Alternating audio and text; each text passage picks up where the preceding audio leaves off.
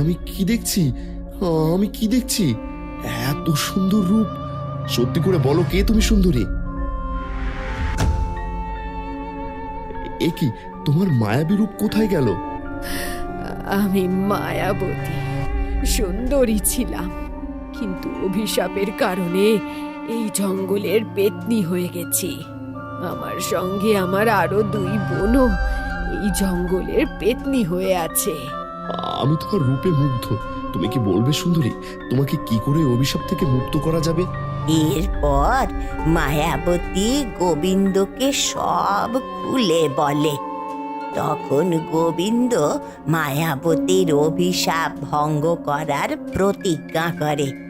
এতে মায়াবতী খুশি হয়ে তাকে একটা জাদুর চাদর দেয়, যে চাদর পরলে মানুষ অদৃশ্য হয়ে যায়। এরপর গোবিন্দ মায়াবতীর কাছ থেকে চাদর নিয়ে বেরিয়ে পড়ে।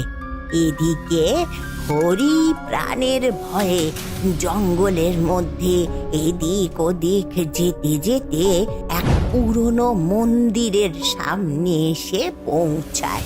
সেইখানে সে পৌঁছে দেখতে পায় সুরেলা পেত্নী তার দিকে ভয়ঙ্কর দৃষ্টিতে তাকিয়ে আছে। এসেছিস? এই অভিশপ্ত জঙ্গলে এসেছিস?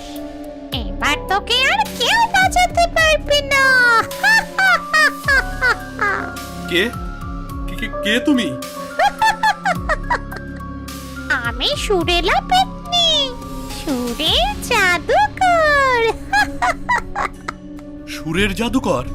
কিন্তু যাদের মধ্যে সুর আছে তারা তো কখনো কারো ক্ষতি করে না।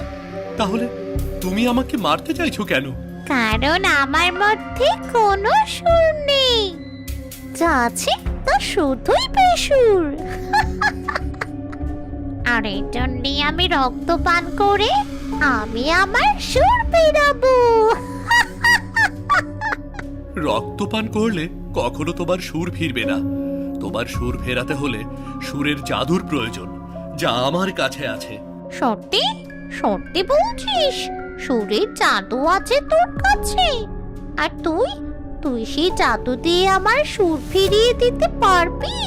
হ্যাঁ, আমার কাছে সুরের জাদু আছে, যা দিয়ে সবার মধ্যেই সুর ফেরানো সম্ভব। বেশ, তো তুই যদি আমার সুর ফিরিয়ে দিতে পারিস তাহলে আমি তোকে ক্ষমা করে এই জঙ্গল থেকে বেরিয়ে যেতে দেব।